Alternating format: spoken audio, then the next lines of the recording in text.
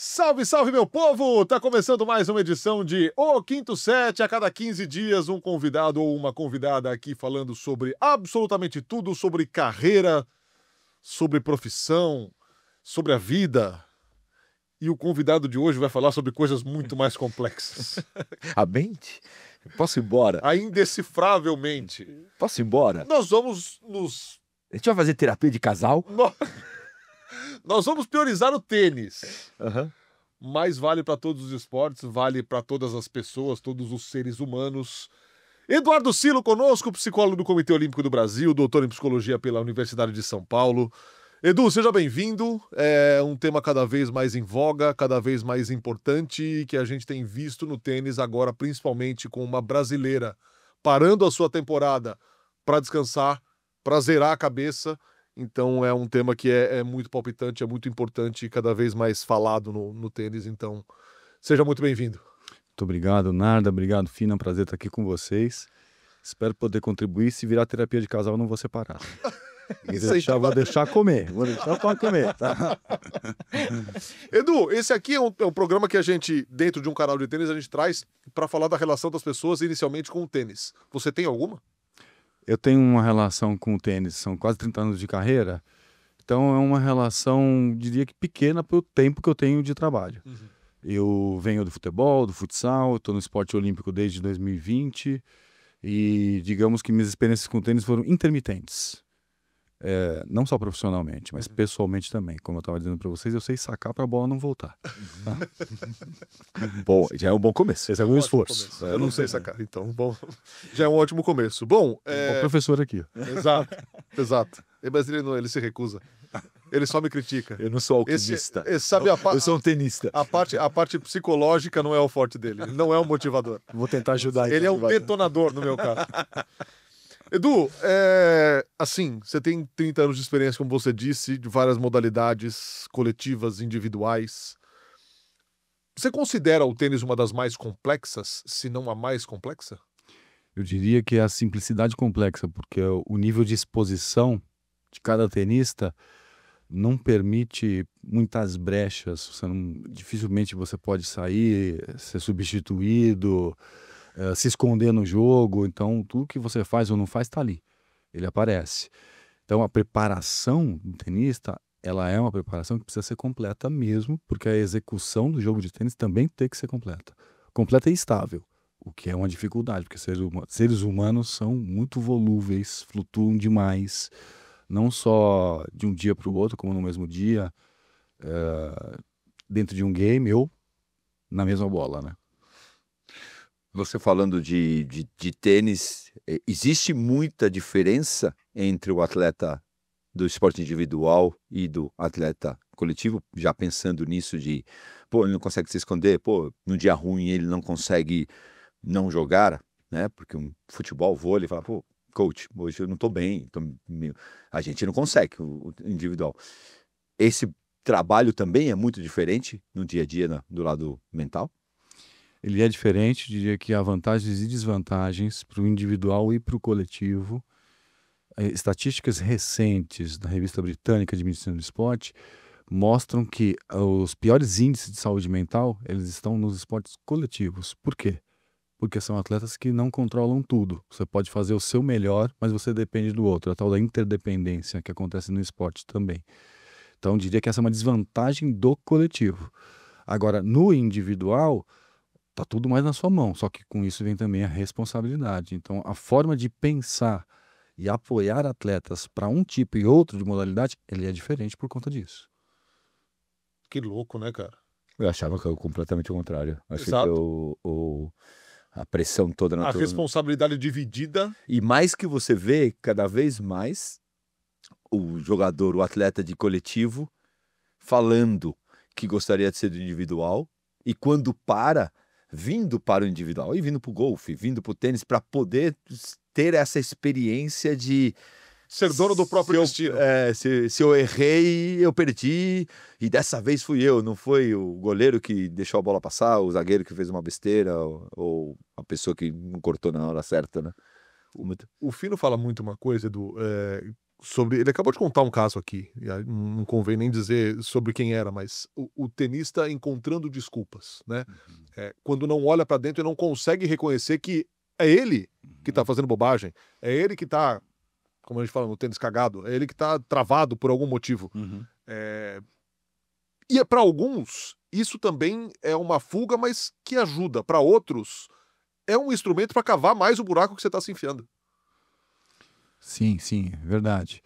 Eu ainda estou pensando um pouco no que a gente acabou de falar, de quem vem do coletivo. Então, estou pensando aqui num piloto de automobilismo que eu conheço, que gosta muito de tênis. Tenho certeza que ele vai ouvir, ele vai saber que eu estou falando dele, mas eu não vou falar o nome, então não tem nenhum problema ético aí. Possivelmente ele tenha vindo aqui.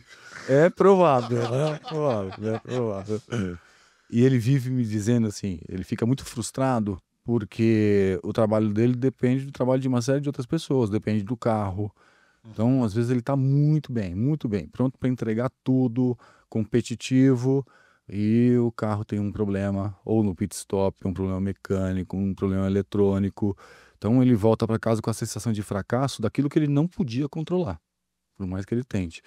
E ele vem e me diz assim, eu acho que eu devia ir para o tênis, porque no tênis vai estar tudo na minha mão, né? Assim, verdade, mas esse é o pensamento de quem está com dificuldade de controlar algumas variáveis e está imaginando um cenário que parece perfeito, quando depende só de você. Só que quando depende só de você e o esporte é o seu trabalho, você tem que tentar ir bem mesmo nos dias que você não está afim, mesmo nos dias que você acorda sem vontade, né, ou com vontade de fazer outras coisas.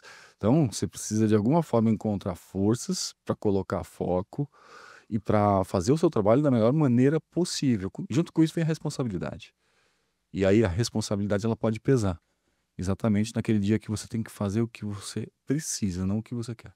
Pela tua experiência e tanto tempo com atletas, qual é o maior problema, ou a maior demanda, ou a maior frustração do atleta? Onde ele normalmente, lógico que tem 1 milhão de atletas completamente diferentes, mas onde a gente se apega mais? É o resultado? É a cobrança? É o que vão dizer?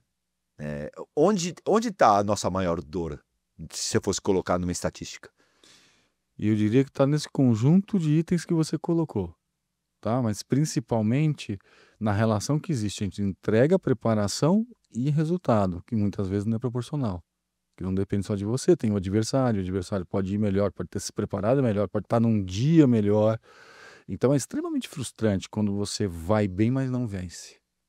Extremamente, porque você sai com a sensação, principalmente para o atleta de alta performance, que é aquele que se cobra muito, de fracasso, de que não foi suficiente, e quem está no esporte de alto rendimento sabe que, mesmo quando a gente ganha, a gente continua trabalhando para melhorar ainda mais.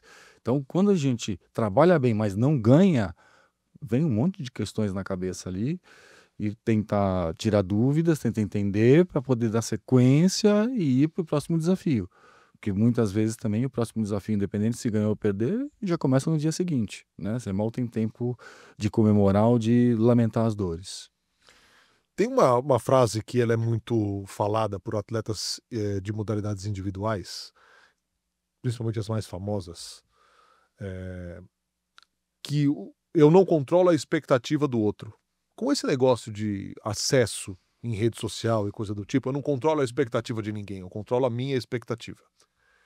É um discurso e é algo que parece muito óbvio, mas que deve, eu imagino, ser muito difícil de trabalhar, porque duvido que haja quem não se incomode quando após uma derrota, uma frustração, um mau resultado, venha uma avalanche na sua rede social e te destrua. É muito difícil de controlar isso. É muito difícil. E eu acho que esse é um desafio para todos nós, porque é um desafio moderno. Então tem o quê? Cerca de uma década que a nossa vida mudou digitalmente. A gente ainda está aprendendo a lidar com isso. Costumo dizer para os atletas com quem eu tenho contato que agora essa é a bola da vez do autocontrole. Então, se há um tempo atrás a gente estava entendendo que a gente não podia chegar ali no buffet do hotel da concentração e comer todas as pastas, todas as proteínas e todos os doces, então a gente foi aprendendo a ter autocontrole, né? Então, isso aqui eu posso, isso eu não posso, nesse momento assim, nesse momento assado. E agora, digamos que esse buffet é o buffet digital. Então, que a gente precisa aprender a lidar com todos os aplicativos, as mensagens, os likes, as mensagens de ódio, porque mesmo quando você vai muito bem, se você procurar, você vai achar, vai ter alguém ali dizendo, não, mas faltou isso. Venceu, mas você não venceu de forma limpa, né? Limpa que eu digo assim, clean, né? Assim, você teve erros aqui, erros ali. E aí a gente tem um mundo onde tem um monte de especialistas que, na verdade, são, né, como espectadores que estão querendo ter bons momentos, ter alegria e que estão colocando as expectativas nos atletas. Então, se o atleta vai bem e vence, eu estou feliz. Se não, então Eu descarrego as minhas frustrações do atleta. exatamente. Em vez de viver a minha vida de verdade, né? Assim, e não lidar ali somente com um entretenimento. Edu, a gente conversa fora do âmbito do profissional e no teu âmbito mesmo, conversando com ex-atletas, bate-papo, e vem aqui um ex-atleta, a gente teve com a Fabizinha, que também... E fica aquela dúvida, será que quando a gente jogava, né, ela parou há menos tempo, eu parei já há mais de 20 anos, será que era diferente? Será que os atletas não sofriam isso? Ou sofriam mais calados? Ou tinha menos exposição da mídia, da televisão, da internet? Como que você vê isso? Isso é uma coisa que realmente piorou muito por causa da internet, por causa disso, do dinheiro, muito mais projeção, muito mais o esporte muito mais bem visto hoje do que antes, né? Mais profissional, né? Como vocês, na minha época quase não tinham psicólogos, preparadores físicos, era tudo uma... Ou sempre existiu ou é uma coisa nova? Eu diria que sempre existiu, a proporção ela é maior agora, principalmente nos esportes que tem um número maior de praticantes, então você tem mais pessoas praticando, tem mais pessoas com dificuldade também, e o funil ele vai se tornando mais apertado. Então, mais gente vai perder, vamos dizer assim, mais gente vai sofrer. Mas eu acredito que, se a gente for falar de sofrimento em saúde mental, ele já existia antes, mas as pessoas sofriam mais caladas ou menos expostas. Um pouco antes da pandemia, ali de 2020, e de tudo que aconteceu nas Olimpíadas, que acabaram acontecendo só em 2021, e Simone Biles, Naomi Osaka, com a grande aceleração da internet e com esses eventos, então tudo apareceu mais, né? E as pessoas começaram a ter coragem, atletas de grande importância começaram a ter coragem de vir a público falar sobre o que acontecia nos bastidores. Que não é que isso tudo foi inventado de alguns anos para cá. Já existia, mas as pessoas, atletas, de uma certa forma, tinham muitas reservas de vir a público admitir fraquezas. Porque se eu falo isso, eu posso estar dando vantagem nos meus adversários, eu posso estar prejudicando meus relacionamentos com patrocinadores e até minha própria autoestima, né? Uma vez que eu falo sobre boto na mesa, tá ali. É difícil que eu mesmo não vá encarar. Então, entendo que houve uma mudança de paradigma pela junção desses itens, tá?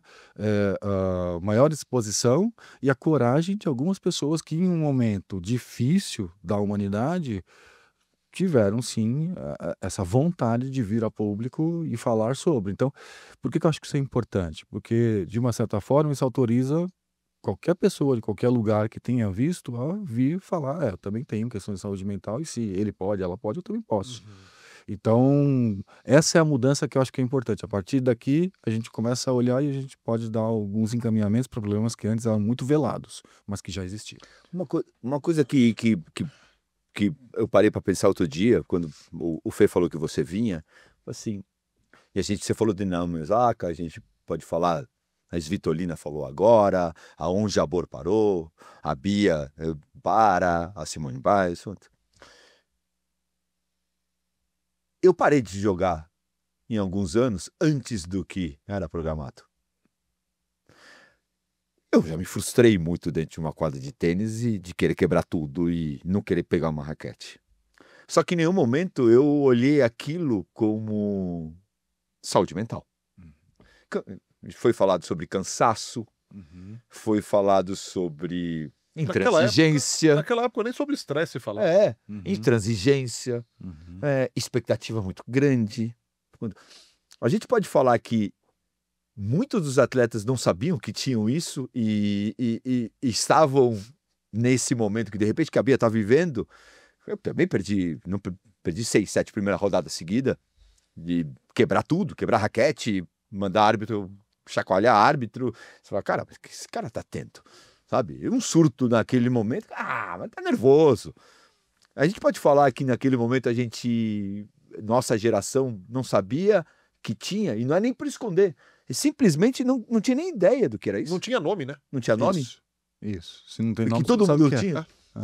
é. Eu não sei se eu posso dizer que todo mundo tinha, porque quando você fala de esporte, você fala de uma conjunção de ciências, né? Assim, diárias, e a preparação ela é complexa nesse sentido. Então, é provável, não vou dizer que é o seu caso, e não é um diagnóstico, fique tranquilo. Nossa, em relação a isso. que pena. Traz a camisa de força. Traz a Uma camisa de força, desculpa pra produção. falar, por isso que eu não ganhei, por isso. Já traz o tarja preta também, caso grave, né? Mas eu penso assim, para o atleta, o quanto dura a vida dele, né? Como um atleta mesmo, é uma relação de forças, do quanto que vai valendo a pena, do quanto que você precisa, você se estruturou ou não para fazer a transição de carreira, opções que você tem ou não. Então tem atleta que vai prolongando, já não tem mais condição, vai sofrendo ali com dores e dores e dores, mas que provavelmente não planejou uma transição, gastou muito do que ganhou, né? Quando ganha, né? Todo mundo que ganha bem, né? Mas eu imagino nessa conjunção de forças, você vai vendo ali assim, algumas derrotas elas podem ter sido e paradas por problemas crônicos, que alguns deles com certeza no campo da psicologia e da saúde mental, mas eu não tenho condição agora de dizer quem, né? Nem seria ético fazer isso, mas você pode ter atletas com dificuldades, por exemplo, recorrentes alimentares. Então faltava energia. E aí o jogo era mais difícil. Então chegou uma hora e falou assim, esse preço eu não vou pagar de ter uma dieta. Então acabou ali saindo do esporte por uma questão pessoal na relação com comida, né? Assim, especificamente falando. Outro pode ser pela preparação física. A gente sabe que a preparação física do tênis ela é exigente, né? A gente sabe que o dia a dia no tênis é exigente. Você mal para em casa, né? Você está sempre em torneio para o outro, para o outro, para o outro. E isso não é só no alto rendimento. Crianças e adolescentes já entram nesse circuito. Então você acaba abrindo mão e sacrificando vida social e vários outros aspectos da sua vida. Essa conta ela tem que fechar. Pegando tudo isso, colocando, né, numa balança, essa conta tem que fechar. A hora que o negativo está pesando muito mais do que o positivo, você já está saindo. Isso pode ser cedo. Você pode fazer uma transição de carreira ainda na adolescência. Fala assim, não quero. Não combina mais para mim. Eu já atendi casos assim em consultório. Quero outro caminho na minha vida. E isso pode ser no fim da vida útil de um organismo para o esporte, né? Ali entre os 30 e 40 anos. Então é tudo muito caso a caso, para poder te dizer. É complexo, tá? E se a gente não fizer análise caso a caso, a gente corre o risco de ficar na superficialidade. Nessa história de caso a caso, vale também... Imagino que seja uma decisão muito difícil a do atleta de chegar e externar que está sofrendo com isso. A Simone Biles abriu uma porta gigantesca antes dela. Talvez outros atletas já tivessem feito. Foi principalmente. Também, no tênis principalmente. Mas a Biles foi o que mais chamou a atenção globalmente. Hoje é indicado para um atleta que venha, que te procure com uma aflição desse tamanho, você chega para ele e fala, cara, se liberta, solta, bota isso para fora, divulga, diz que você precisa de ajuda, que você está sofrendo, que você precisa parar, ou é caso a caso? Eu também acho que é caso a caso. Até porque a gente tem que tomar um certo cuidado com isso. Com certeza é bom procurar ajuda quando a situação já está grave.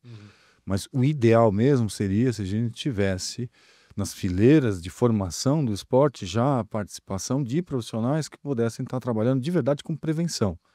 E como é que você trabalha com prevenção? Promovendo autoconhecimento, promovendo o uso de técnicas e estratégias voltadas para o rendimento no esporte. Então esse fica um pacote mais completo. Você diminui o número de casos graves mais para frente. Tá? Vai ter mesmo assim? Vai. Mas o número ele vai ser muito menor. Então, dependendo de quem chega, como chega e por que chega, vamos analisar. Você acha que vale a pena você abrir agora? Uma preocupação minha, que eu acho que é algo que não tem sido muito falado. Importantíssimo que tenha acontecido tudo isso relacionado à saúde mental nos últimos anos. ótimo. Só que já está no campo da banalização, e aí a gente tem que tomar um cuidado para a saúde mental não virar muleta, não virar escudo, tá? Porque uma vez que eu tenho um problema de saúde mental, o que eu tenho que fazer? Cuidar, encarar, melhorar e continuar. Ou se eu não quero continuar de jeito nenhum, assumir que eu estou parando, desistindo, mudando, tá? Mas eu não posso ficar parado ali. Tenho problema de saúde mental, tá. E aí? O que que vem em seguida?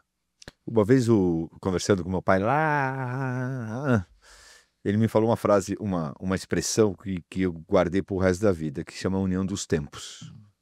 E ele falava, não adianta você encontrar o problema, parar e achar que o tempo cura. Porque quando você voltar para a mesma situação, aí é onde ele chamava de União dos Tempos, de repente tem outro nome, né? A gente não está falando de um psicólogo, está falando de um fotógrafo na época, né? E um atleta. Ele falava, esse momento que é o parar, que é o caso da Simone Biles, que é o caso da Naomi, que deve ter feito, provavelmente que a Bia deve estar fazendo agora, Jaboro e seja quem for. Isso realmente existe, não adianta parar, no sentido apenas parar. É como colocar um band-aid numa É como ferida, botar né? uma band-aid na ferida. E aí, Ferida tá ali. tem que ir muito fundo para tentar. Como que lida com isso no lado psicológico? Na prática, você começar a encarar, a falar sobre suas dificuldades, sobre seus medos, e entender o que da sua história, por que que você chegou até aqui, por que que você está desse jeito agora, e aí começar a procurar saídas, então começa a desenrolar. Vou falar de algo público, então não vou quebrar a ética de caso nenhum. Se você olhar o documentário da própria Simone Biles, que tem aí, né, nesses apps de streaming, você vê ali que ela ficou 2 anos fora, né, do ginásio. Então é um período muito longo, né, desde Tóquio até a preparação final para Paris, um período muito longo mesmo. E o que me chamou a atenção é que mesmo tendo passado por tudo que ela passou a representar, o que ela representou para a comunidade esportiva, ela demorou para procurar efetivamente ajuda. Ela ficou parada muito tempo, como se ela tivesse bugada, né? E ali o computador tá girando, Travou. girando, travou, não sai do lugar. Mas talvez ela precisasse disso, não tivesse muita saída, ela tivesse que chegar realmente no fundo do poço para bater e começar a voltar, né? Então, de novo a gente volta para uma análise que ela é caso a caso, mas provavelmente se ela tivesse tido um outro tipo de assistência lá atrás, tivesse tido um outro caminho. Mas agora, né, profeta do passado, engenheiro de obra-pronta, não tem como a gente mudar isso. O que tem é a gente ficar de olho para essas gerações, para gerações futuras e tentar minimizar essas perdas. Acho super importante, né? A gente está falando sobre uma coisa super atual e pode ter um monte de atleta e a gente sabe que tem um monte de atleta que... Eu tô com isso. Eu estou nesse momento. Quem procurar? Não, psicólogo. Tá, ótimo. Né? O que vai? Vai na minha época, né? no jornal ou no... Como que você, para uma pessoa que não tem o seu psicólogo, como que você sai disso? Como que você escolhe um psicólogo, por exemplo? Como você escolhe um técnico, eu sei. Para mim é muito fácil. Pô, tua característica. Como é o mundo de vocês, o mundo atleta, assim, tanto um garotinho quanto uma pessoa já mais formada? Eu sugiro começar com um psicólogo ou psicóloga do esporte, porque aí é uma formação mais especializada. A formação para psicologia clínica, por exemplo, ela é muito específica e diferente da do esporte. A formação do psicólogo do esporte tende a ser um pouco mais completa nesse sentido, de entender de clínica e de entender de esporte. Mas a pessoa tem que ser do esporte, tipo, um tenista precisa ir para um cara que esteja no tênis, ou não necessariamente? O cara é psicólogo do esporte, mas eu faço esgrima, tudo bem.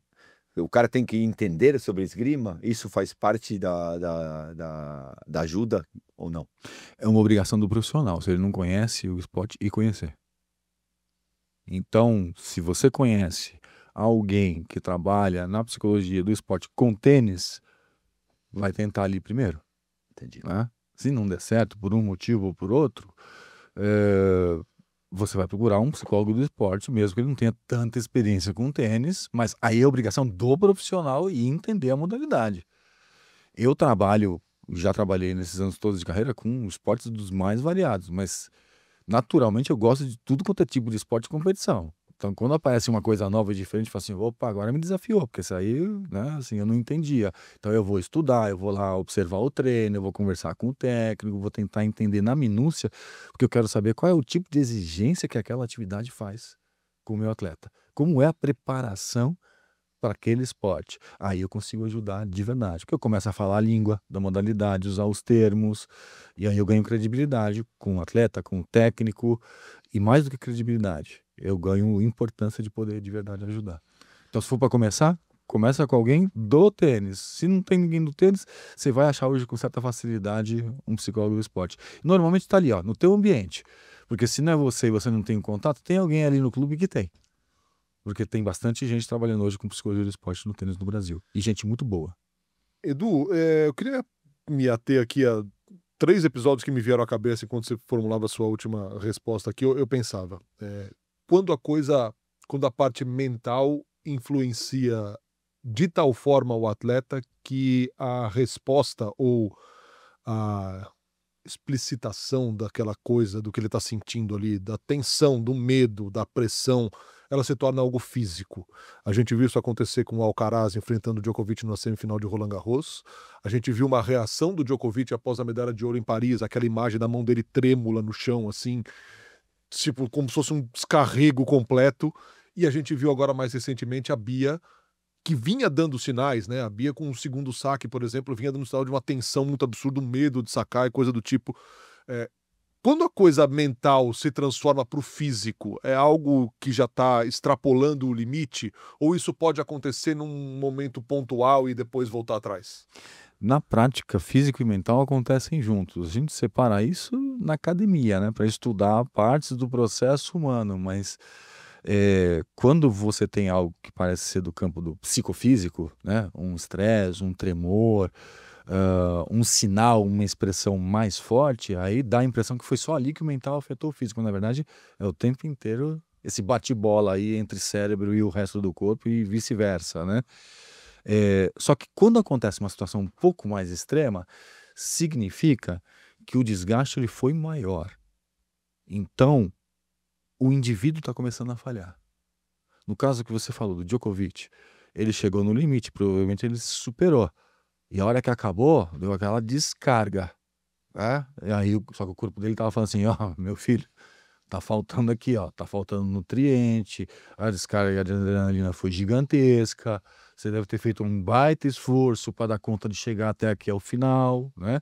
Mas você chegou num limite perigoso, onde você poderia ter tido uma lesão, né? Você poderia perder o foco e ter uma torção de tornozelo, você poderia ter tido uma lesão muscular de um grau mais importante. O atleta está ali disputando uma final olímpica, ele não vai se importar muito, ele vai sim esticar esse limite, né? Mas muitas vezes as situações acontecem num treino no seu clube do bairro. Mas porque você ainda não está preparado ou preparada para lidar com aquela carga. O tamanho do desafio é, na verdade, o tamanho do preparo que você tem para encarar ele. Pode ser uma final olímpica, pode ser final do torneio do seu clube. Você falou um pouquinho agora há pouco sobre preparar esses atletas. A gente está tendo um episódio agora de um boom absurdo do João. Imagino que o psicólogo dele ou qualquer pessoa que trabalhe com ele deve estar com os cabelos, quem tiver, né? Porque eu não tenho mais, mas quem tiver está com os cabelos em pé. Porque é difícil, né? É uma coisa incontrolável. A gente viveu isso no Rio de Janeiro quando ele foi para o Rio Open depois de ganhar Buenos Aires. E eu que estou no meio há tantos anos, o Fê que faz esporte há tantos anos, a gente nunca viu. Parecia que estava chegando, sei lá, Justin Bieber, Rick Iglesias, né, Katy Perry. Era uma loucura. Porque uma coisa eu quero ver, aplaudir. Outra coisa é o que ele nos contou, que eu ia comer no sushi, não sei o que, lá no Rio de Janeiro, com minha namorada, e era legal pra caramba. Hoje eu não consegui sair Como controlar isso como atleta? disso. Não só o João, né? Não especificando o João, mas quando a tua vida muda. Porque é um turbilhão de coisas que eu acho que muda do dia para a noite. Esses são os mais perigosos no sentido, é muito rápido. É muito rápido, é muito intenso. Então, quem está em torno do atleta precisa, de alguma forma, criar ali, antecipar algumas situações e criar algumas camadas de blindagem. Tem pessoas que absolutamente não estão preparadas para isso, então o impacto vai ser grande. Outras até começam a gostar, mas ainda assim vão precisar de algum tipo de camada de proteção, senão você não faz mais nada. Eu já fui em viagem internacional com atletas que a gente não conseguia sair do ginásio porque era 1 a 2 horas de autógrafo, foto, e o resto da equipe ele tendo que esperar, né? Isso é 1 ou 2 horas a menos de recuperação, né? Isso vai impactar também na matemática ali da competição. O que aconteceu com o João realmente foi avassalador, né? Assim, você vê o quanto que a vida dele mudou em pouco tempo, de uma forma merecida. E quando ele veio jogar no Rio, logo depois que ele explodiu, eu lembro dele mesmo falando, né? E que foi mais pesado, foi difícil, porque aí vem todo mundo. Recentemente, uma atleta de uma outra modalidade, ela me procurou, porque ela está tendo uma temporada excepcional, que eu compararia a do João, só que com menos exposição, porque não é um esporte com tanta visibilidade. E aí ela me disse assim, mas o que mudou para você agora? Agora eu tenho que ganhar. Antes ela era underdog, né? Então ninguém esperava, ninguém contava, ninguém apostava, e talvez nem ela mesma, ela queria, mas ela não sabia o que ia ser. Agora, ela está na liderança de ranking mundial e tudo mais, o que acontece? Ela sente uma pressão, que é uma pressão assim, que ela vem nos presentes que ela ganha, nas mensagens, nos comentários, nas pessoas que param ela na rua, e aí isso mudou a relação dela com o esporte, e a relação dela com ela já é autoexigente. Agora, então, ela está num nível absurdo. Eu acho que o nosso papel é mostrar, ó, isso vai acontecer. E quando isso acontecer, tem o lado bom e tem o lado difícil. Se prepara para o lado difícil. Porque é exatamente sobre como você vai lidar com esse lado que a gente vai saber o quanto que isso vai impactar ou não dentro do seu jogo. E como ajudar a manter o foco? Eu não sei nem se vocês chamam isso de hiperfoco, porque assim, o atleta que ele tem como o atleta em si, ele tem como prioridade a sua carreira de atleta, resultado, performance, treinamento e coisa do tipo. Só que aconteceu com o João, aconteceu com a Emma Raducanu, quando do nada ela ganha o US Open, e, cara, e ela é britânica, e lá a coisa é paparazzi, é contrato publicitário e coisa do tipo. O atleta jovem, é difícil que ele não se deslumbre com essa história toda. Difícil que ele não perca o foco no principal quando começa publicidade, entrevista e coisa do tipo. Como estourar esse balão e manter o pé no chão? Essa é a grande dificuldade, né? Mas se me permitem sair da quadra e ir para o campo gramado ali, Lógico. de futebol, muitas vezes o que a gente percebe que acontece, por exemplo, na transição do jogador do sub-20 para o profissional. Você vê que muitos aparecem nesse momento, mas não são todos que se firmam, exatamente pela dificuldade de botar o pé no chão nesse momento, porque as cifras elas aumentam exponencialmente, né? O número de pessoas aumenta, então é um grande objetivo que se alcança rápido. E aí existe um fenômeno, depois que você tem uma grande conquista, é natural do ser humano relaxar. Assim, agora deu certo, agora tá tudo bem. Quando, na verdade, você subiu uma parte da montanha. Se você quer continuar crescendo, você chega ali num platô e fala assim, aqui é alto, hein? Aqui é legal, né? Tem um monte de gente aplaudindo e muitas coisas acontecendo aqui, mas é só o acampamento 1. Ainda não é o cume, né? Então, é preciso ter cabeça nesse momento mesmo para curtir um pouco e trabalhar muito mais. Porque agora o nível do desafio é maior, que você vai ter que lidar com muito mais pessoas. Provavelmente você vai ter que ter uma equipe, ampliar a sua equipe, alguém para cuidar das suas redes, né? Pessoas para te ajudar com uma série de ações que normalmente você fazia, alguém da família fazia.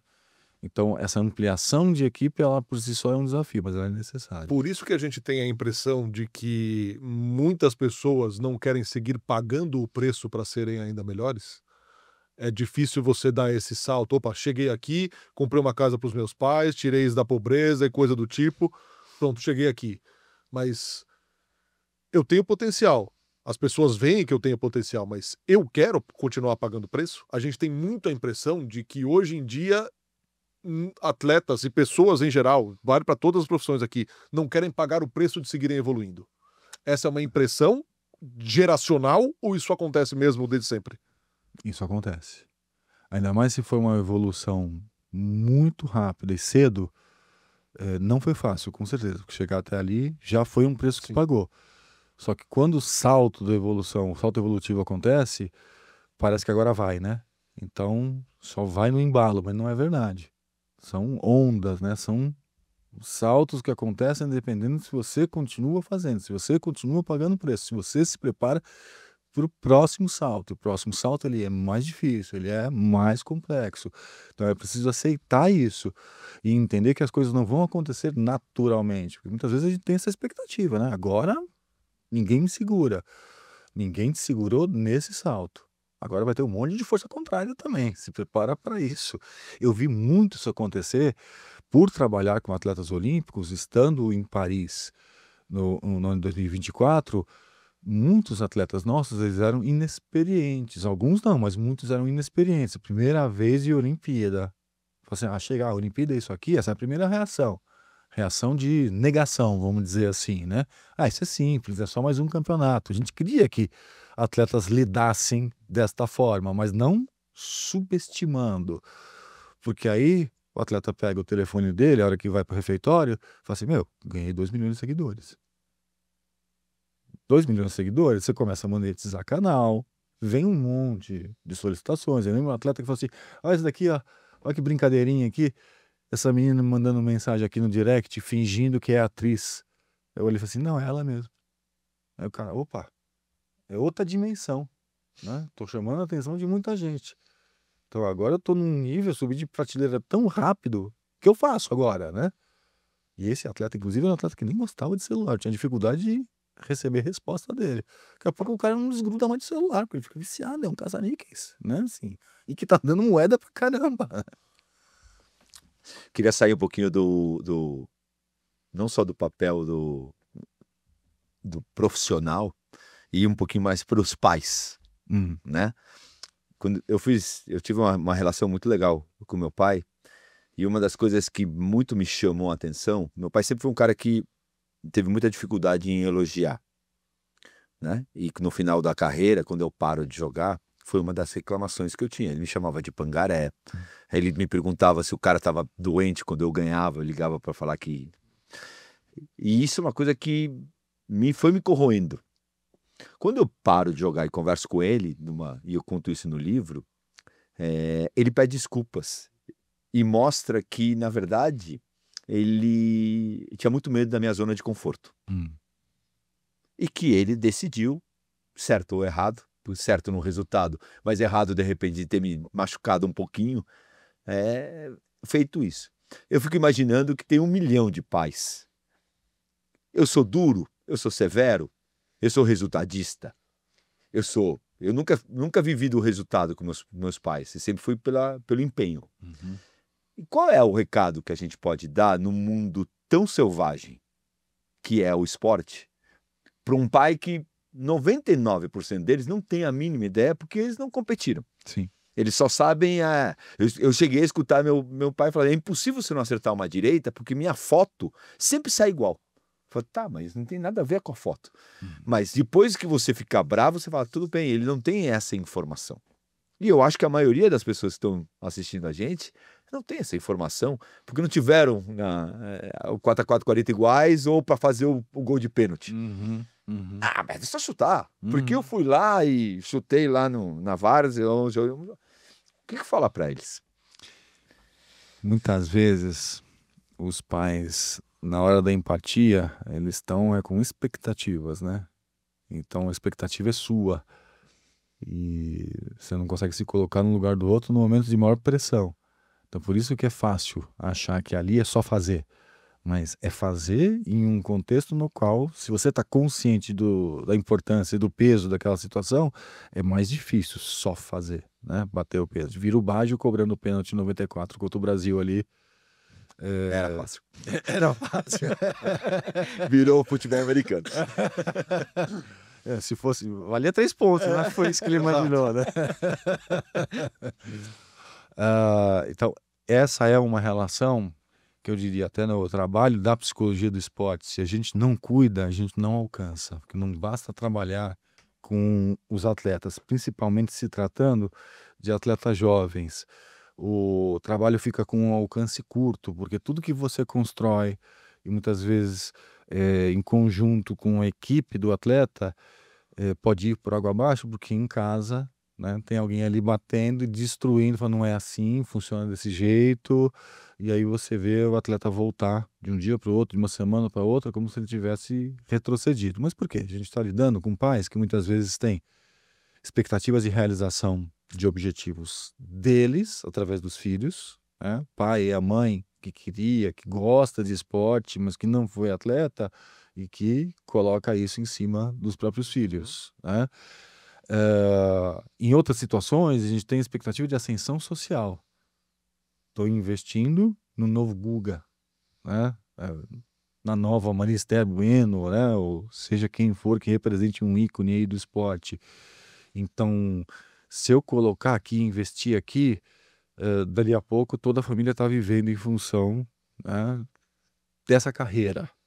Então vai melhorar a nossa vida.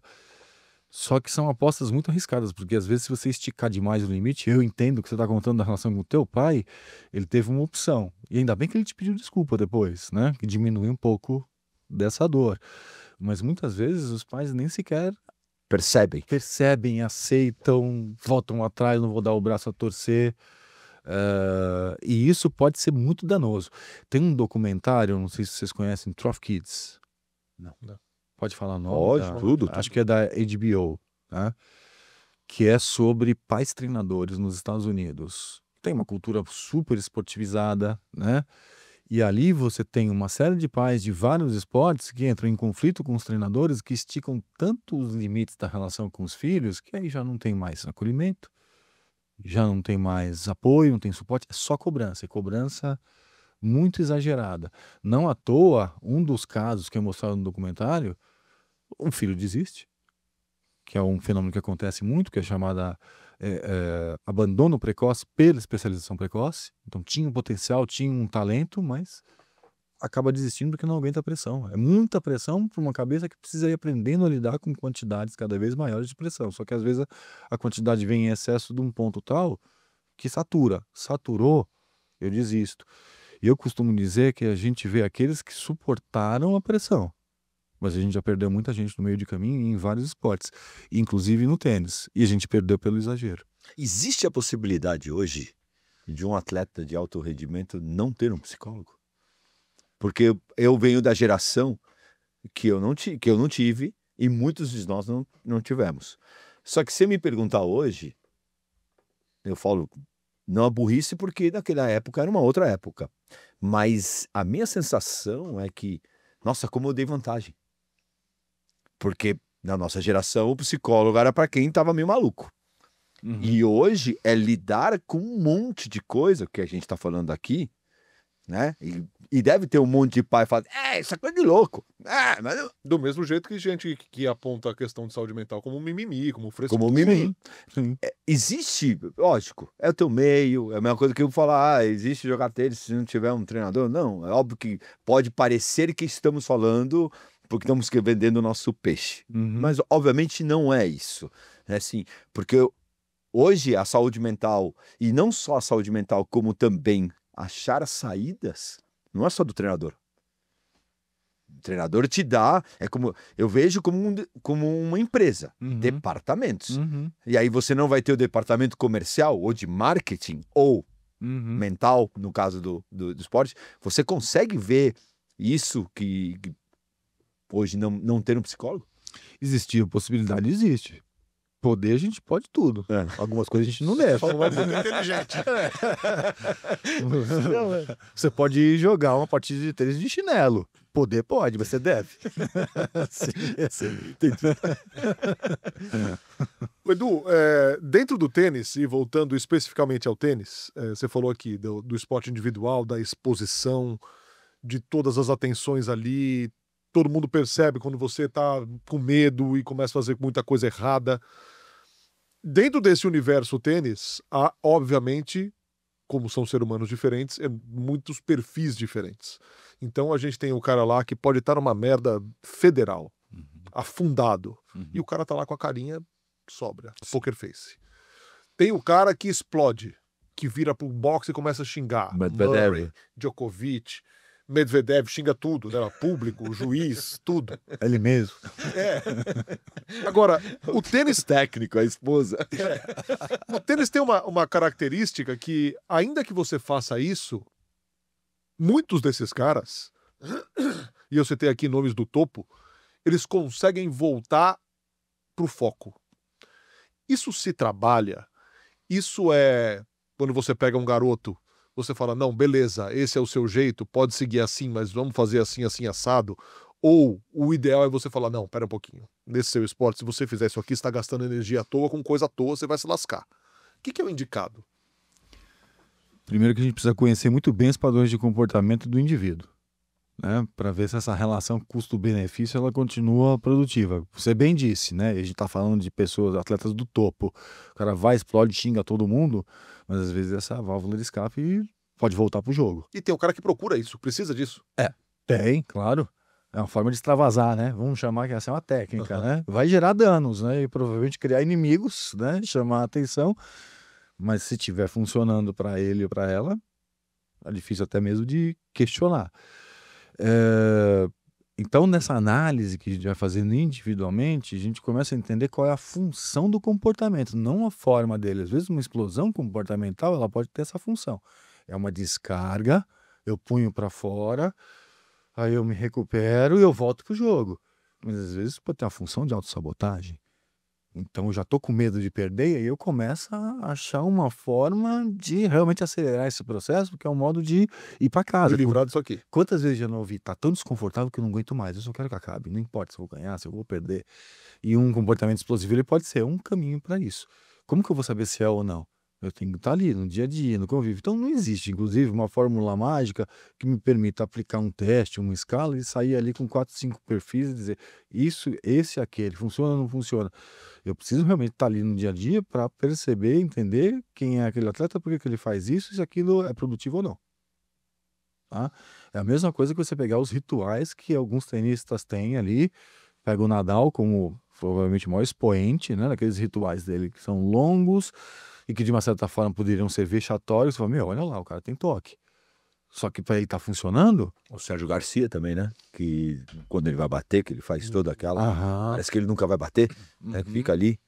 Bater raquete num pé, bater no outro, olhar para cima, agradecer, né? Assim, tudo isso teoricamente é válido. Tênis, esses rituais são ultra respeitados, eles são sagrados, né? Cada um tem o seu ritual, ele não muda, cara. Faz parte do processo de saque. É a mesma coisa que você jogar a bola, é tão fundamental quanto você jogar a bola no ponto certo. Você acaba se apegando, mas aí eu não sei nem se é né, a repetição, né, do acreditar na repetição, né, como eu entrei na quadra, como o que eu comi, o que eu fiz, isso E pode ser um ponto que te acalme também. Pode ser um ponto que te acalme. Não sei se o Fino tinha algum ritual, se ainda tem até para bater uma bolinha ali assim, mas alguns desses rituais a gente vê, porque são comportamentos que a gente vai chamar de públicos, né, observáveis, mas outros não são observáveis, não quer dizer que eles não existam, que a gente não está vendo. Você pegar o caso da ginasta, a Rebeca Andrade, que ali entre, né, uma apresentação e outra, ela ficava repetindo receitas, né, gastronômicas, que era uma forma dela de se acalmar e manter o foco. A gente não viu isso na transmissão oficial da Olimpíada de Paris, mas a gente sabe disso porque ela foi lá e contou na televisão, que foi algo que ela desenvolveu junto com a Aline Wolff, a psicóloga dela ali, assim. Então é aquilo que funciona para ela. A gente vai descobrindo, falar em autoconhecimento é isso, assim, o que efetivamente me acalma, não a ponto de me relaxar tanto que eu não vou dar conta da tarefa, mas também de me deixar nervoso, que vai me atrapalhar na hora da precisão ali dos movimentos. A gente tem duas meninas fenomenais que jogam muito bem tênis, né? A gente tem a Vitória e a gente tem a Naná, que são duas meninas de 15 anos de idade, né? E que a gente mora num país onde uma escassez de ídolo ou uma dificuldade de de acreditar que vai dar certo. E aí a gente acaba botando toda a pressão sobre elas ou eles. A gente agora tem o Guto também, que é um super menino com 16 anos de idade. Como controlar? Estando um pouco no time, não se metendo, mas como pensando num geral dessa idade, porque é muito cedo. Né? Porque uma coisa é que a gente falou muito sobre mudar a vida do João aos 18, 17, 18. Mudar aos 15 é pior ainda, teoricamente. Eu não sei se eu estou falando, ou é melhor mudar aos 15, já ter essa pressão. Como que vem, como uma pessoa que está trabalhando, você começar a ter essa pressão mais cedo, piora, ou ele acaba se acostumando tanto que é melhor? Digamos que a gente pode esperar que se acostume se começa mais cedo, né? Mas também, dependendo do que acontece naquele momento, pode ser que é ali que vai sair do trilho. Você entende? Assim, e aí eu tô pensando numa realidade que você colocou aqui pra gente, que a gente pensa assim, a gente acaba apostando muito em alguns poucos. Então é como se você colocasse todas as fichas ali, né? Assim, isso já pode ser muito. Você fala, Naná, eu sei quem é a Naná. Apesar de não estar no dia a dia do tênis em si. Mas por quê? Porque eu estou no esporte. Então, assim como muitas outras pessoas sabem. E até pessoas que não trabalham com esporte sabem quem é a Naná. Então, Naná, Naná. Isso começa a repetir, repetir, repetir. Né? Isso vai bater lá. Onde? Na Naná. Então, eu continuo achando que aí a gente também tem que, de alguma forma, antecipar. Quem está ali com a Naná precisa olhar esse fenômeno que está acontecendo em volta dela e ajudá-la a lidar. Falar assim, Naná, isso não é nada demais. Isso acontece aqui no nosso país, é desse jeito. Eu ouvi de um técnico ontem, a gente estava numa reunião, eu, ele e uma atleta. E ele falou uma coisa que eu achei muito valiosa, porque ela estava se questionando exatamente dessas questões, das mensagens, das expectativas, né? E ele falou assim, mas você precisa lidar com isso do mesmo jeito como você lida com os elogios. Não é nada demais. São só elogios. Se você cai na pilha do elogio, você vai cair na pilha do hate também. São só elogios, tudo isso aí, é natural, gente. Não se importa, não se empolga e também não vai lá para baixo. Vamos continuar aqui, porque foi assim que a gente chegou até aqui. Você vai seguir de outro jeito?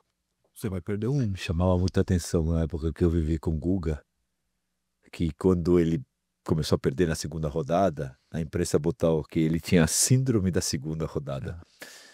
E saía em tudo quanto era lugar. E você conversava com o Guga no quarto que a gente convivia o dia inteiro, e ele tirava um sarro dele. Cara, eu tô com sérios problemas. Sério, eu tô com uma síndrome. Mas, ao mesmo tempo, quando ele era enaltecido absurdamente, ele também tirava um sarro, como que ele era bonito pra caramba, que ele era uma das pessoas mais bonitas que existiam no Brasil, porque, porra, os caras estão me elogiando. Eu acho que essa leveza e essa inteligência emocional de não sou tanto e não sou tão pouco, que eu acho que é o grande controle, que não deve ser fácil para todo mundo, né, ou para ninguém, mas que conseguir conviver com eu não sou tão bom, eu não sou tão ruim, é maravilhoso. Que vem de fora, na verdade, né? Não vem do atleta. É isso, vem do técnico. É a expectativa do outro. Não, e vem esse remédio vem do atleta, para do físico, do psicólogo, do fisioterapeuta, porque também isso é uma coisa importante. Se o time é deslumbrado, é pior ainda. Isso. Boa. É um perigo. Total. A gente não pode confundir ego com autoestima. Vaidade com autoestima. A autoestima tem a ver com algo mais equilibrado e saudável. Ego e vaidade já é você acreditar que você é, porque você precisa acreditar nisso, porque isso te ajuda a ter autoconfiança.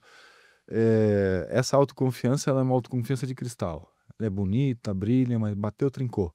Você percebe? Assim, porque, nossa, peraí, eu não sou aquela pessoa que todo mundo colocou. Ao mesmo tempo que o Guga tinha a síndrome da segunda rodada, ele também era o cara, quando vencia. Não pode acreditar nisso. Então, acho interessante, eu não sabia disso dele, mas talvez isso diga por que ele chegou até onde ele chegou.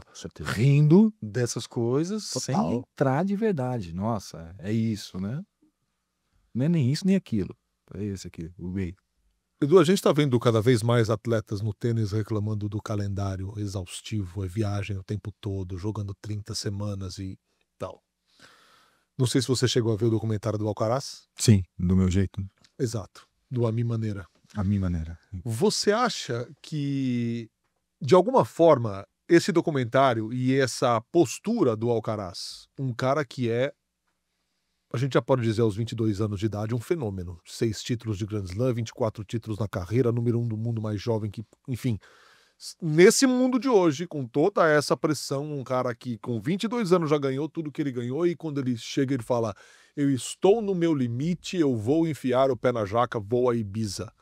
Você acha que ele ajudou a normalizar esse tipo de coisa para o atleta de alto nível e você acha que isso pode se tornar algo menos condenável daqui para frente? Porque A história 110%, essa né? descompressão, ela parece ser fundamental para que o cara continue desempenhando? A descompressão com certeza é fundamental. Você olhar a estrutura que o Comitê Olímpico Internacional montou em Paris, aí dá para ter uma ideia de como que está sendo visto o esporte de alta performance. Tinham vários espaços para descompressão. Então, esse é para o momento crítico, né, do grande evento, mas isso precisa estar presente na nossa rotina, não só ali no momento crítico. Você tinha lá em Paris uma sala de mindfulness com realidade virtual, tinha um deck ali na beira do Sena, onde você tinha uma sala de games, de jogos tradicionais ali, totó, né, basquetinho, você tinha música, tinha cerveja sem álcool, era do patrocinador, Sim. mas tinha ali, tinha algumas pessoas abusando, tá? Não vou dizer nomes, mas tinha. Provavelmente foi o Nardini. Não, eu tomei com álcool mesmo. Eu sou atleta, pô! Um bom Bordeaux também ali, né? Exato. Então, acho que isso mostra um pouco de como que quem faz esporte está olhando o esporte hoje. Aceitar que a gente precisa, sim, de descompressão é importante. Agora, a descompressão tem que ser só no momento crítico. Se eu chegar no meu limite, então eu vou para festa, vou para rave. Não dá para ter algo mais equilibrado. De vez em quando você dá uma extrapolada e tá tudo bem. Mas se você precisar extrapolar tanto é porque você está se segurando demais o tempo inteiro. Então você fica entre, né, extremos. O documentário do Alcaraz, como qualquer produto, né, de vídeo, ele está editado. Uhum. Então ele está pensado, está direcionado, tem coisa que não aparece ali, né?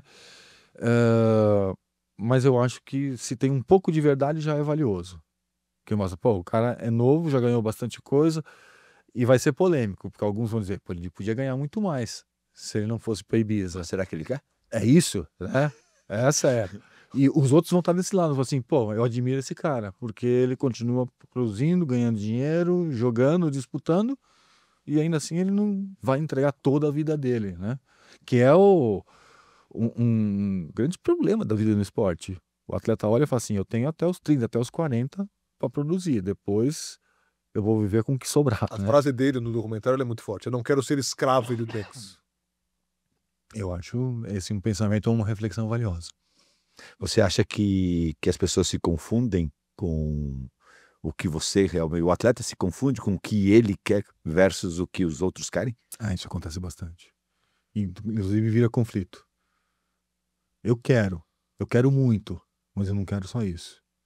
Eu quero alguma vida familiar, eu quero algum momento de descontração, eu não quero disputar esse torneio, né? Ou eu quero tirar um sabático. A gente viu alguns atletas aí, no surf aconteceu bastante, né? O atleta fala assim, ó, não vai dar pra mim, esse ano aqui eu vou parar.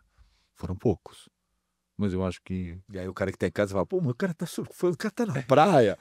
Poxa, mas o cara como consegue se estressar se ele tá na praia? Mas não tá longe da gente. O Isaquias parou no último ciclo. Sim, O Isaquias parou, voltou e medalhou. sim. Ou seja, é possível e parece cada vez mais saudável que isso seja normalizado. Dentro disso, e acho que o Alcaraz falou, não quero ser escravo do tênis, muito baseado no que foi o Big Three, Federer, Nadal e Djokovic. Como que do ponto da psicologia esportiva é vista a carreira e a trajetória desses caras? Que desde muito cedo ganharam muita coisa, atingiram muitos objetivos durante toda a carreira, quebraram recordes, ganharam muito dinheiro, rios de dinheiro, e foram conquistando, e foram melhorando, e foram conquistando, e ficaram nesse topo por 20 anos. Como que isso é visto do ponto da psicologia esportiva? Primeiro são excepcionais. A gente tem que tomar cuidado porque muita gente se inspira, quer ter esse resultado, mas não sei se quer pagar esse preço. né? Assim, excepcionais, a gente está falando dos melhores da história. Os melhores da história, assim, vão demorar, vai ser difícil de superar, né? Se aparecer um outro fenômeno como esse agora, ou se um desses que está em alta conseguir igualar uma carreira assim, vai ser algo ímpar. Então, a gente entender que são realmente excepcionais, né? Isso significa que não vai acontecer para todo mundo. Então, seria bom a gente tentar entender o que cada um deles fez na sua própria vida, do que abriram mão para perceber como conseguiram chegar lá. Você pega o Federer. O Federer, ele tinha um padrão de comportamento bem diferente, né? Nossa. Ele era rebelde, né? Assim, então ele passou por uma transformação até ele ficar daquele estilo mais engomadinho ali, com a fitinha, o cabelinho que não saía do lugar, né? Pouco sua. Então, assim, né? Tá jogando de terno, né? Assim, então, teve alguma mudança dele ali para ele poder sobreviver, né? Dentro do circuito e dos desafios dele.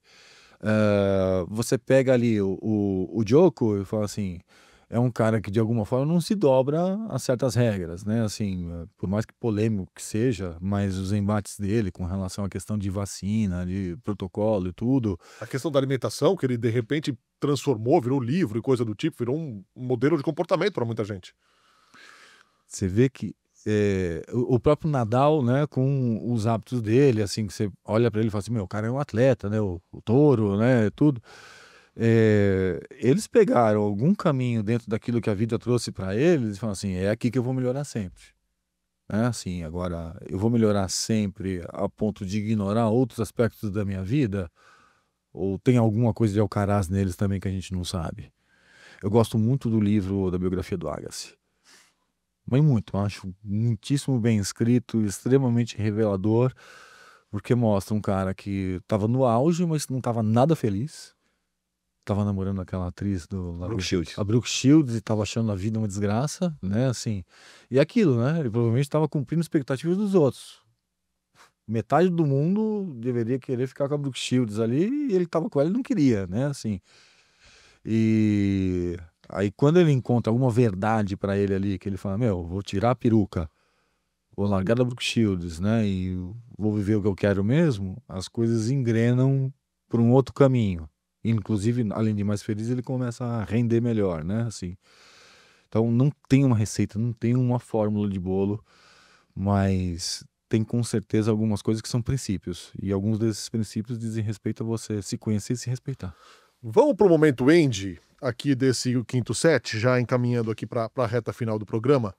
A gente falou muito aqui sobre jovens, sobre a preparação do atleta no auge da sua carreira. A pergunta é com relação ao atleta que está mais perto do final da sua carreira. Você falou aqui, chegou a falar sobre a transição e a modificação da carreira, né? O direcionamento para parar. De que forma essa transição aflige e impacta a saúde mental de atletas na hora de parar? Ela vai afligir já de toda maneira porque a rotina vai mudar. Então, para quem assistiu o Peso do Ouro com o Michael Phelps, sabe bem do que eu estou falando. É um documentário pesadíssimo, né? Mas o Phelps, com tudo que ele ganhou, ele mostra como que a vida dele ficou vazia quando ele efetivamente encerrou a carreira e como foi difícil para ele dar conta.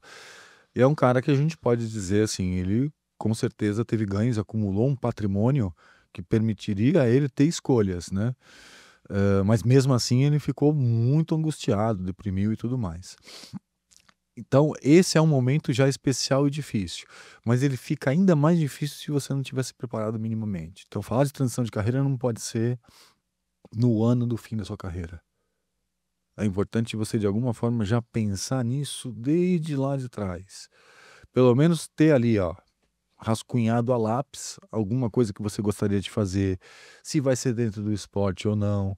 Tem atletas que eu vejo, olha, eu continuo amando trabalhar no esporte, não vou mais continuar como atleta, mas eu estou estudando educação física, eu vou fazer fisioterapia, administração, marketing esportivo, né? Vou estar no esporte de alguma forma, o que eu quero.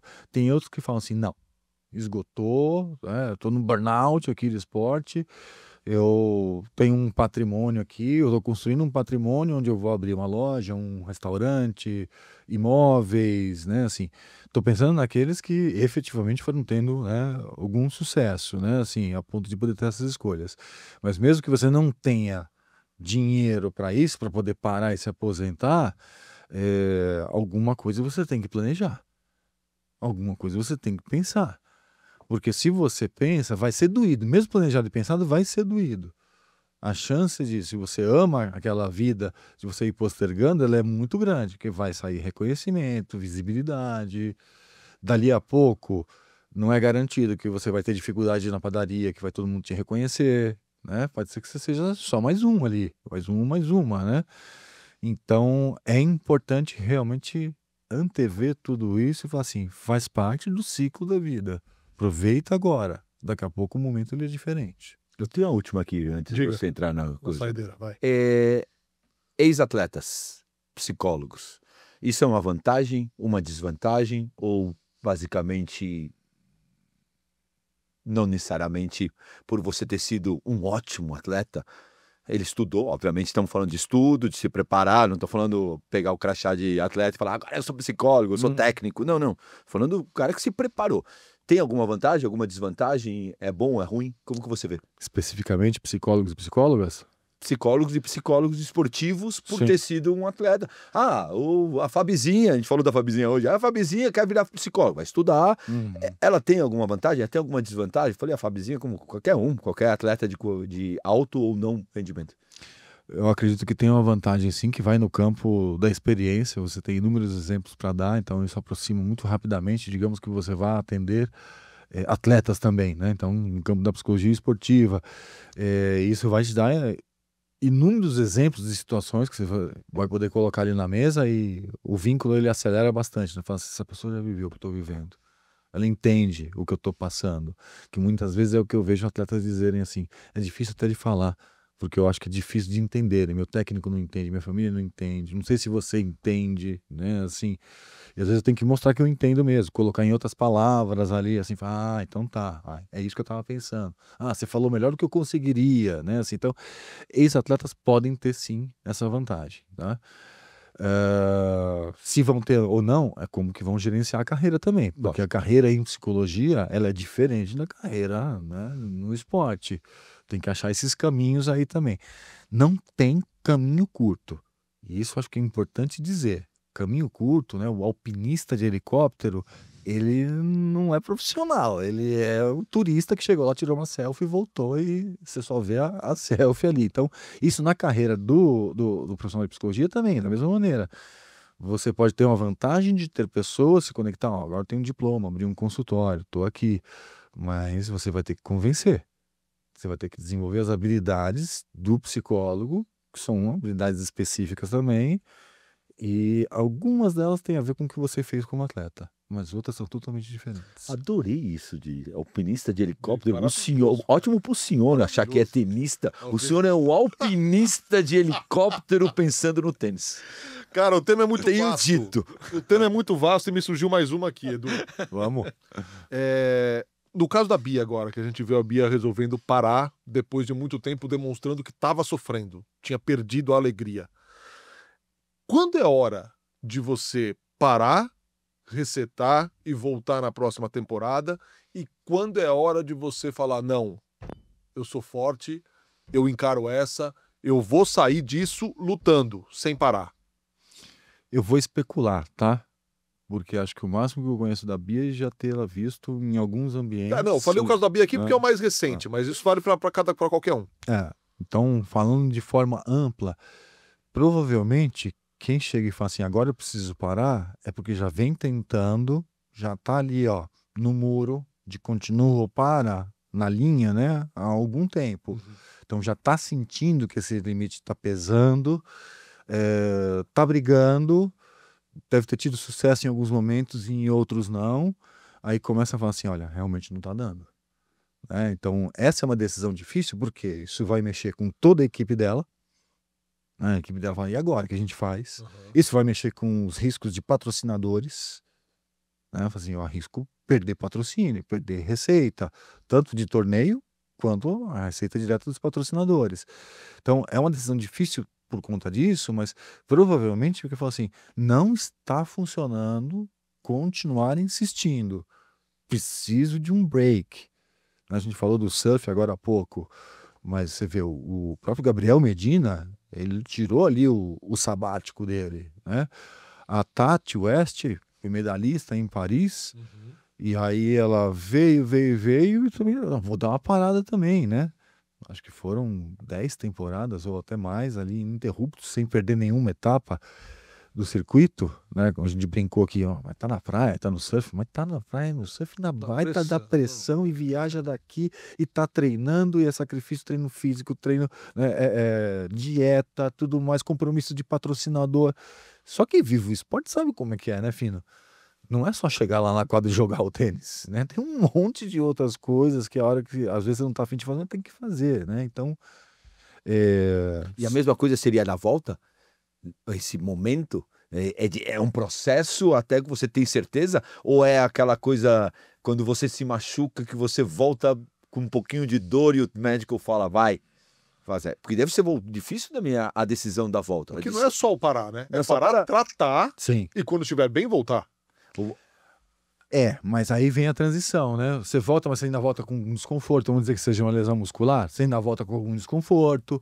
Você não Não dá volta... para esperar o 100%, não existe o 100%. Não existe, né? Se pensar em clube de futebol, tem uma área específica de transição que fica entre a fisioterapia e a preparação física. Então você vai voltando. Do ponto de vista mental, é a mesma coisa. Eu paro agora, e aí, o que eu vou fazer? Vou fazer nada relacionado ao tênis. Não vou assistir partida, não vou fazer o preparo físico, break mesmo.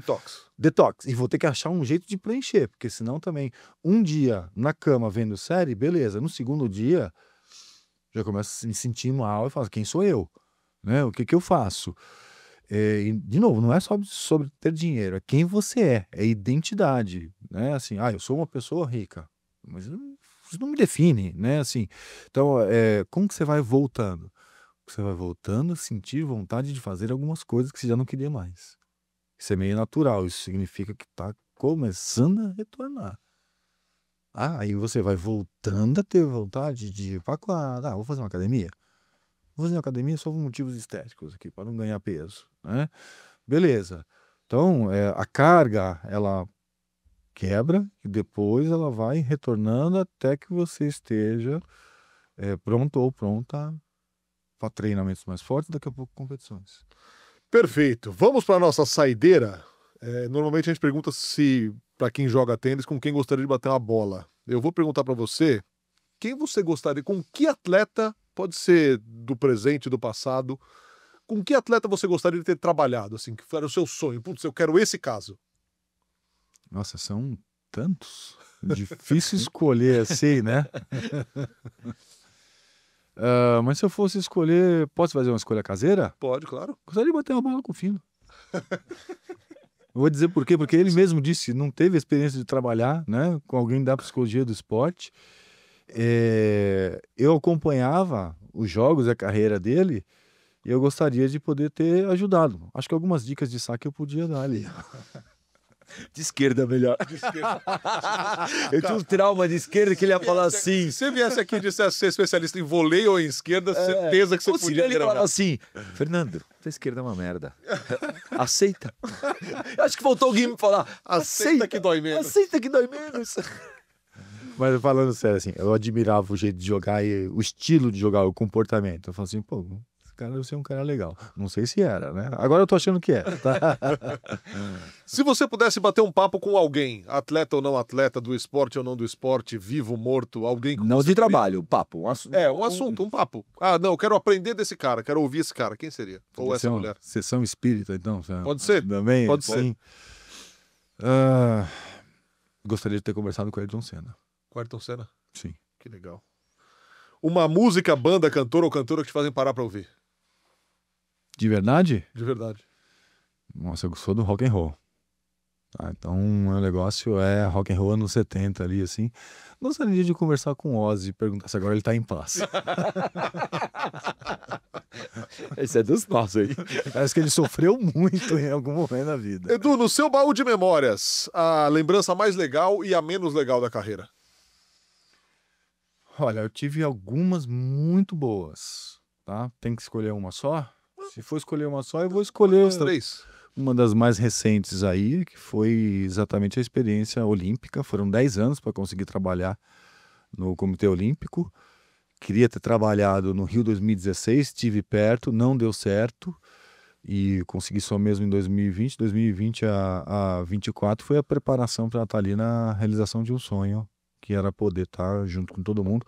Teve até uma experiência interessante, estava na fila no refeitório ali para pegar a minha comida, de repente eu tomo uma bandejada aqui na costela e eu olhei para trás bravo, era o Nadal. Um pouco desajeitado. Você desajeitado, mas... Não, bate para deixar uma marca, faz uma tatu, né? Então isso para mim foi assim, realmente a realização de um sonho. Tá ali entre grandes do esporte mundial, de múltiplas modalidades, ali para mim foi excepcional. E a pior? Tomando cuidado para não dizer nomes, né? Assim, eu trabalhei 2 anos num clube de futebol do Rio de Janeiro. 2013 foi um ano mágico, onde nós fizemos muita coisa, assim, foi bom ver o espaço e o reconhecimento que foi dado, que foi o Botafogo. A gente conseguiu ajudar o Botafogo a voltar para a Libertadores depois de quase 20 anos. E 2014, que foi o ano da disputa da Libertadores, foi um ano trágico. Começou na Libertadores e terminou com o rebaixamento para a Série B. Então foi um ano de céu e um ano de inferno, assim, que a situação ela veio e saiu da mão, por diversos motivos. Edu, muito obrigado por ter vindo aqui, muito legal ouvi-lo, conhecer um pouquinho mais. Tinha assunto para mais 2 horas aqui, mas não é o caso. Você volta com certeza, porque esse assunto volta e volta e volta. Valeu demais, obrigado. Assinatura Assina a bolinha, antes, por favor. Foi um prazer. um Assina a bolinha de autógrafo. tênis. Mas o prazer é aprender, né, de um assunto tão Complexo, né, e cara? que legal o fácil, o entendimento que ele traz, logicamente sem expor, mas trazendo a leitura do que é a nossa cabeça, que é tão complexa, né? Então, a coisa da pressão. Obrigado pelo seu tempo e pelos ensinamentos. Eu que agradeço o tempo, a disponibilidade, e eu tô feliz que vocês não brigaram. Então a terapia de casal terminou bem aqui. Valeu demais, gente! Esse foi mais um O Quinto Set. Em 15 dias, um novo entrevistado ou entrevistada falando aqui um pouco de tudo. Hoje aprendemos um pouquinho sobre saúde mental e talvez responda muitas das perguntas que a gente tem aqui sobre o que vem acontecendo especificamente no tênis, porque a coisa está muito complicada e esse assunto vai voltar e voltar e voltar. Certo? Agora você me entende, né? Jamais. Tchau, gente.